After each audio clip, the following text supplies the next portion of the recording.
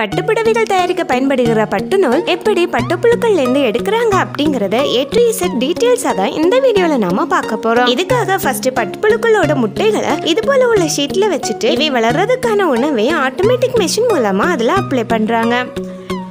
Next இந்த முட்டைகள்ல இருந்து லார்வாக்கள் வெளியே வந்ததும் தினமும் 3 வேளைகள் அதுக்கு உணவு கொடுக்கறாங்க. இதனால இவை ரொம்ப வேகமா வளரவும் செய்யுது.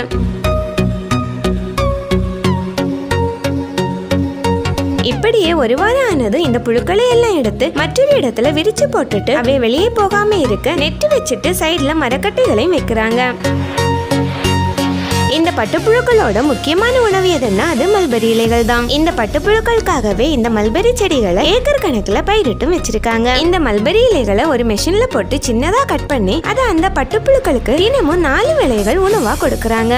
இப்படியே 3 நாட்கள் ஆனதும் இந்த பட்டுப்புழுக்கள் தங்களோட தோலை உரிச்சு பெருசாகவும் செய்யுது. பெருசானதுக்கு அப்புறம் இந்த பட்டுப்புழுக்களுக்கு இலைகளை கட் பண்ணாம நேரடியாவே சாப்பிட கொடுப்பாங்க. ஏறக்குறைய 15 நாட்கள் ஆனதும் இந்த புழுக்கள் உணவு சாப்பிட்ற ஸ்பீடு குறைய தொடங்கும். அதாவது இந்த புழுக்கள் கக்குன் தயாரிக்க ரெடி ஆயிடுச்சு அப்படிங்கிறதுக்கான அறிகுறி தான் அது. அதுக்காக இந்த புழுக்களை இலைத்தலைகள்ல இருந்து வேறுபடுத்தி மற்றொரு இடத்துல சேமிக்கிறாங்க.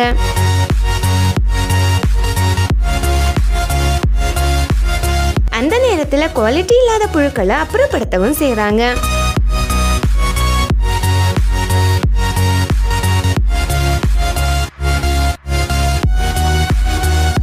அதுக்கப்புறமா இந்த புழுக்களை தேன்பெட்டி ஷேப்ல உள்ள உடன் பாக்ஸுக்குள்ளாடி போட்டு வைக்கிறாங்க.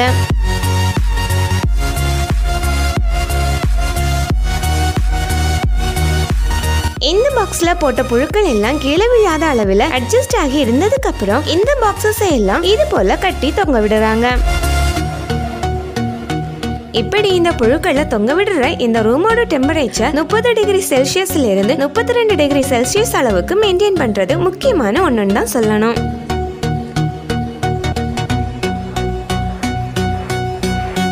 இப்படி இருக்குமோ பட்டுப்புழுக்கள் தங்களோட உடம்புல இருந்து பட்டு நூலை வெளிவிட ஆரம்பிக்கும். இப்படி இந்த பாக்ஸுக்குள்ளாடி இருந்துட்டு புழுக்கள் தங்களுக்கான ஒரு கூட்டை இந்த நூல் வச்சு கட்ட ஆரம்பிக்கும். இப்படி தொடர்ச்சியா வெளிவர இந்த ஒத்த நூலை வச்சு சுமார் 48 மணி நேரத்துல தனக்கான ஒரு கூட்டை இந்த புழுக்கள் ரெடி பண்ணி எடுத்துடும். இப்படி ஒரு கூடு உருவாக்க இந்த புழுக்கள் வெளிவிடும் இந்த நூலோட நீளம் சுமார் 1 கிலோமீட்டர் வரைக்கும் இருக்கும். அதுக்கப்புறம் இந்த பாக்ஸை எல்லாம் எடுத்து குவாலிட்டி செக் பண்ணிட்டு அதை ஒரு மெஷின் வழியா விட்டு அந்த கக்கூன்களை மட்டும் தனியா பிரிச்செடுக்கிறாங்க.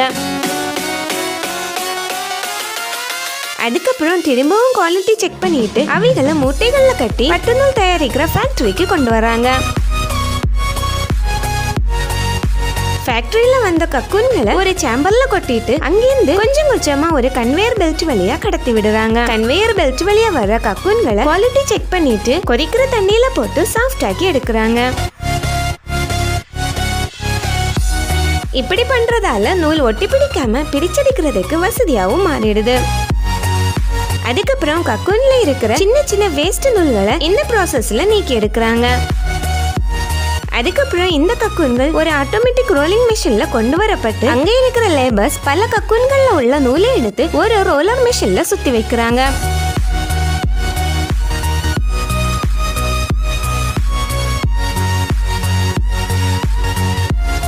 அதுக்கப்புறம் ரோலர்ல சுத்தி எடுத்த பட்டு நூலை தேவையான நீளத்துக்கு கட் பண்ணி அதை தனித்தனி பண்டிலா எடுத்து கட்டி வைக்கிறாங்க.